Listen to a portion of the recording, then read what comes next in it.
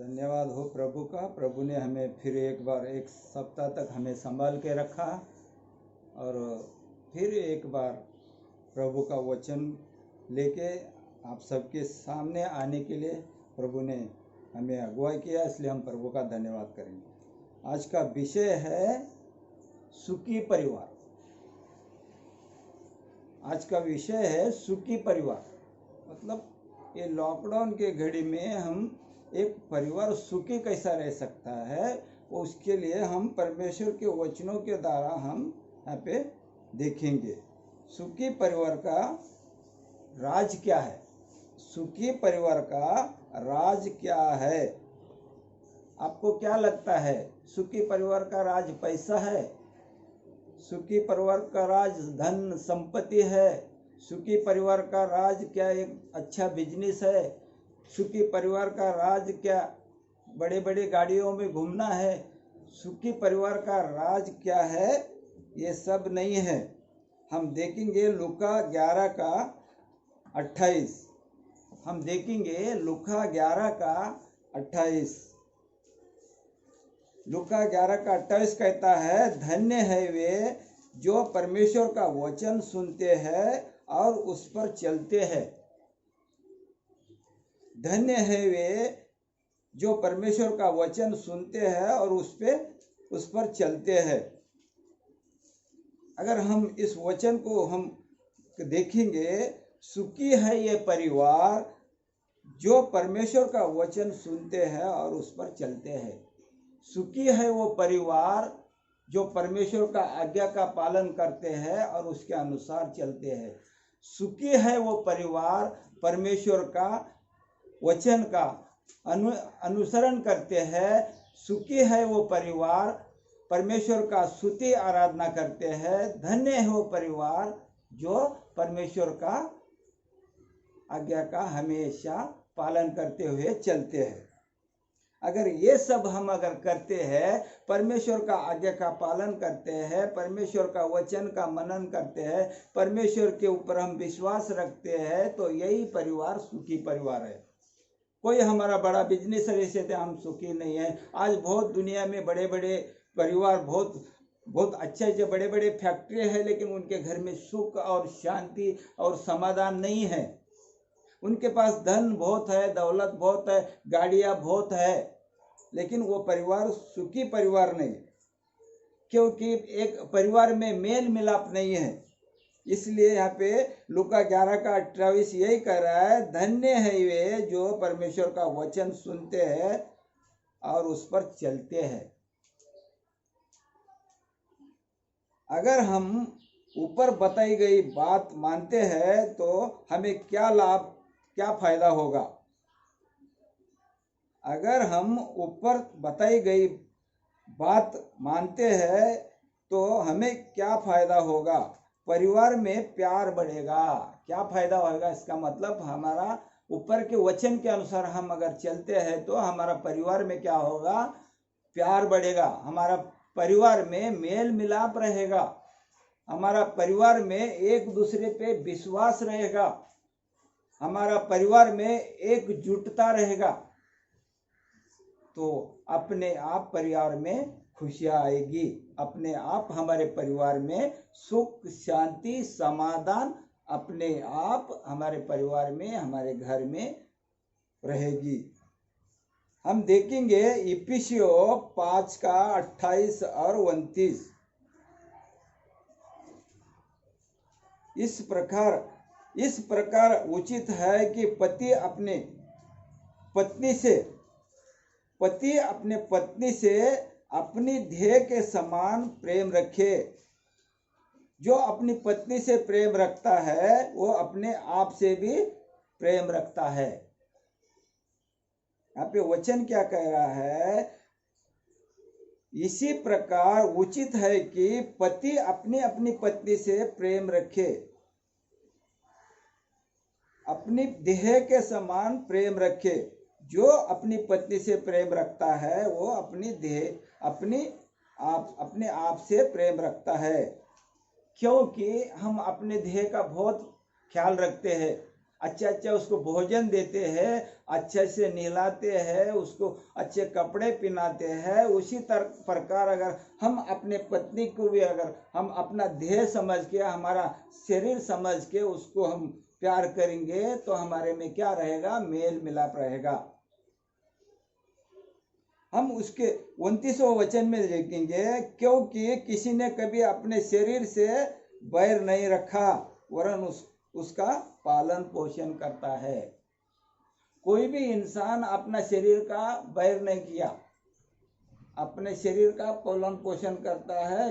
थोड़ी सी प्यास लगती है तो तुरंत हम पानी पीते हैं, थोड़ा सा भूख लगता है तो कोई हल्का सा फल फ्रूट लेके हम खा लेते हैं। उसी तरह हमारे अर्धांगिनी, हमारे जीवन साथी, हमारे पत्नी का भी उतना ही हमें हमारे जीवन में ख्याल रखना है, तभी हमारा परिवार एक सुखी परिवार हो सकता है।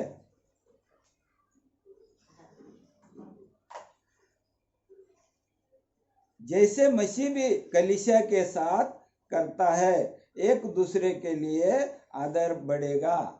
मसीह भी हमारा अपने कलीसिया के लिए अपने चेलों का उसने आदर किया, उनका खाने का, उनका पीने का, उनका सोने का, हर चीज का प्रभु यीशु उनके चेलों का ख्याल रखता था। जब प्रभु यीशु ने सब शिष्यों को उसने सुसमाचार बांटने के लिए भेजा था, तो जब आए वो लोग तो उनको बोला, आप लोग विश्राम करो, आप लोग बहुत थक के आए हैं, आप भोजन करो और विश्राम करो। इतना अच्छा वो ख्याल रखता था प्रभु यीशु। जब प्रभु यीशु के पीछे पूरा भीड़ चल रही थी, एक जंगल में सब लोग प्रभु का वचन सुन रहे थे, जब शाम हो गई तो वहां पे वो प्रभु उनका सब पूरा भीड़ का ख्याल रखा। वो जानता था ये सबको अभी थके हैं, इनको भोजन नहीं है। उनके शिष्यों से उसने बात किया, इनका खाने का प्रबंधन आप ही करो, इनका खाने का बंदोबस्त आप लोग करो। तो शिष्यों ने बोला, प्रभु इतने लोगों का भोजन हमारे पास नहीं है, हम कहाँ से बंदोबस्त करेंगे? अगर हम बाजार में जाके मोलने को भी जाएंगे तो उतना धन भी हमारे पास नहीं है, और बाजार में उतना खाना भी नहीं होगा। तो प्रभु बोला, आपको इस भोजन का प्रबंध करना है और आपको ही खिलाना है। तो प्रभु ने उस जगह में उनको 5 रोटी 2 मछली लेके पूरा सब लोगों को खिलाया और उनको वहां पे विश्राम दिया। मतलब प्रभु उनका पूरा ख्याल रखा। हम देखेंगे इफिसियों 5:33। इफिसियों 5:33 कहता है, पर तुम में से हर एक अपनी पत्नी से अपने समान प्रेम रखो। और क्या कह रहा है यहाँ पे? पर तुम में से हर एक अपनी पत्नी से अपने समान प्रेम रखो। और पत्नियों से भी यहाँ पे कह रहा है, पत्नियों से भी यहाँ पे आज्ञा दे रहे परमेश्वर, पत्नी भी अपने पति का भय माने। यहाँ पे परमेश्वर का वचन क्या कह रहा है?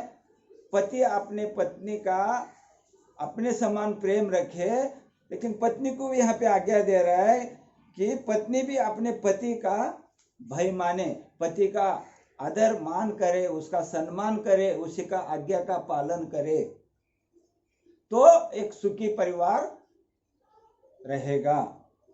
मरकुस हम 10:6 और 7 बाद में पढ़ेंगे, हम इसके आप बाद में पढ़िए। हम इस बात पर क्यों यकीन कर सकते हैं? जरा इन 2 कारणों पर हम ध्यान देंगे। ऊपर दिए गए बातों के लिए हम इस बात पर क्यों यकीन कर सकते हैं? ऐसे बहुत से लोग पूछते हैं, हम इस बात पे कैसा भरोसा करें, हम क्यों विश्वास करें? ऐसे बहुत से लोग पूछते हैं, हम इसी बात पर क्यों यकीन कर सकते हैं? जरा इन 2 कारणों पर ध्यान दीजिए। परिवार की शुरुआत परमेश्वर ने की है। परिवार की शुरुआत कोई इंसान ने नहीं की है, परिवार की शुरुआत परमेश्वर ने की है। पवित्र शास्त्र में लिखा है कि परमेश्वर यहोवा के वजह से ही परमेश्वर का ये परिवार वजूद में आया। परमेश्वर यहोवा के वजह से ही हर परिवार वजूद में आया, हर परिवार यहाँ पे ये पृथ्वी के ऊपर आया। पहला प्रथम परिवार परमेश्वर ने ही बनाया था। हम देखेंगे इफिसियों 3:14 और 15। उससे पहला हम देखेंगे इसके बारे में, खुशियां कैसे आती है। इस बात को अगर जानने से परिवार में खुशियां कैसे आती है, इस वचन को हम जानेंगे तो इस बात को जानने से हमारे परिवार में खुशियां कैसे आती है। हम 14वां वचन पढ़ेंगे। इस कारण उस पति के सामने घुटने टेकता है, इस कारण उस पिता के सामने घुटने टेकता है, जिससे स्वर्ग और पृथ्वी पर हर एक घराने का नाम रखा है। हमारे हर एक परिवार का परमेश्वर के पुस्तक में वहां पे नाम रखा हुआ है। जरा सोचिए, अपने किसी के यहाँ भोजन करने को गया, अपने किसी के यहाँ खाना खाने को गया, आप जानना चाहते हैं कि इसे कैसा बनाया गया और किसने बनाया। आप किससे पूछेंगे? जब हम किसके घर पे भोजन करने जाते हैं, कोई हमें आमंत्रित करते हैं, तो हम उस घर में अगर खाना खाते हैं तो हमें वो भोजन अगर स्वादिष्ट लगता है, हम अच्छा खाना खा लेते हैं, तो हम ये भोजन कैसा बनाया और किसने बनाया, जो भोजन बनाया उसको हम ढूंढते हैं और उससे हम पूछते हैं, बराबर। उसी तरह परिवार का बनाने वाला यहोवा परमेश्वर ही हमें सबसे अच्छी तरह बता सकते हैं कि हमारा परिवार कैसे खुश रह सकता है। परमेश्वर ही बता सकते हैं। जैसा हम भोजन किसका घर में करते हैं और उस भोजन बनाने वाले को ढूंढ के उसके भोजन के अंदर क्या क्या सामग्री डाला उसके बारे में हम पूछते हैं, उसी तरह हमारा परिवार का बनाने वाला परमेश्वर ही बता सकता है। उसी तरह परिवार का बनाने वाला यहोवा परमेश्वर ही हमें सबसे अच्छा बता सकता है कि हमारा परिवार कैसा खुश रह सकता है। ये परमेश्वर ही बता सकता है, हम नहीं बता सकते हैं। उत्पत्ति 2:18 से 24 में आप बाद में पढ़िए। परमेश्वर आपसे प्यार करता है। पवित्र शास्त्र में लिखा है परमेश्वर आपसे प्यार करता है। पवित्र शास्त्र में लिखा है परमेश्वर को तुम्हारी परवाह है। आप लोग सोच रहे इस लॉकडाउन के घड़ी में हमारे परिवार का परमेश्वर को कोई परवाह नहीं, लेकिन यहाँ पे क्या कह रहा है, परमेश्वर को तुम्हारे परिवार की परवाह है। हर एक परिवार की परमेश्वर को परवाह है। पहला पत्रस 5:6 और 7 कहता है, परमेश्वर के हाथ के नीचे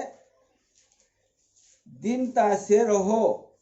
परमेश्वर के हाथ के नीचे दीनता से रहो, अपनी सारी चिंता उसी पर डाल दो।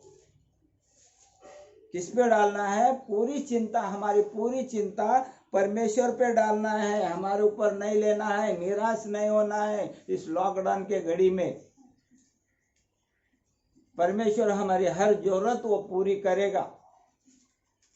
इसलिए उसने पवित्र शास्त्र में परिवार के लिए बहुत सी सलाह दी है। अगर परिवार के सभी सदस्य ये सलाह माने तो उसका लाभ होगा। परमेश्वर की सलाह हमेशा सही होती है। परमेश्वर का सलाह कभी भी सही होता है। हमारा इंसान का सलाह कभी कभी गलत हो सकता है, लेकिन परमेश्वर का सलाह कभी गलत नहीं हो सकता है। बहुत से सलाह दी है। अगर परिवार के सभी सदस्य ये सलाह माने तो उनका भला होगा। परमेश्वर की सलाह हमेशा सही होता है। हम देखेंगे नीति वचन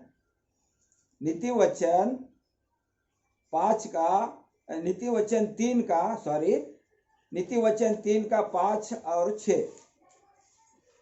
तू अपनी समझ का सहारा न लेना, तू अपनी समझ का सहारा न लेना, वरन संपूर्ण मन से यहोवा परमेश्वर का भरोसा रखना, उसी को स्मरण करके सब काम करना, तब वो तेरे लिए सीधा मार्ग निकालेगा। परमेश्वर के ऊपर हम भरोसा रखेंगे, परमेश्वर के ऊपर हम विश्वास रखेंगे, परमेश्वर का आज्ञा का पालन करेंगे तो हमारे जीवन में वो रास्ता निकालेगा। हमारे हर जरूरत का वो ख्याल रखेगा। आप एक अच्छे पति पत्नी या माता पिता कैसे बन सकते हैं? आप एक अच्छे पति पत्नी या माता या पिता कैसे बन सकते हैं? इस सवाल का जवाब पवित्र शास्त्र में इन आयतों में लिखा है। हम देखेंगे कुलुस्सियों 3 का 18 से 21। हे पत्नियों, जैसा प्रभु में उचित है वैसा ही अपने अपने पति के अधीन रहो। यहाँ पे कुलुस्सियों 3 का 18 में कह रहा है, हे पत्नियों, जैसा प्रभु में उचित है वैसा ही अपने अपने पति के अधीन रहो। और यहाँ पे कह रहा 19 में, हे पतियों, अपनी अपनी पत्नी से प्रेम रखो, उनसे कठोरता न करो। और यहाँ पे 20 में कह रहा है, हे बालकों, सब बातों में अपने अपने माता पिता की आज्ञा का पालन करो, क्योंकि प्रभु इससे प्रसन्न होता है। और 21 में बालकों को क्या बता रहा है? हे बच्चे वालों, 21 में माता पिता को बता रहा है, हे बच्चे वालों, अपने बालकों को तंग ना करो, न हो कि उनका साहस टूट जाए। हमें हमारा परिवार में हमारा बच्चों को उतना भी तंग नहीं करना है कि उनका संतुलन खो जाए। तो पति पत्नी का आदर करना चाहिए, पत्नी पति का आदर करना चाहिए, बच्चे लोग माता पिता का आदर करना चाहिए, माता पिता भी बच्चे लोग का आदर करेंगे तो एक सुखी परिवार होगा। वही सुखी परिवार होगा जो ये सब बात हमारे अंदर रहेंगे, ये सब आज्ञा हमारे अंदर रहेंगे, वही सुखी परिवार रहेगा। इस वचन को परमेश्वर आशीष करे। जो इस मैसेज को सुनेंगे वो परमेश्वर उनको आशीष करे, ब्लेस करे। आमेन।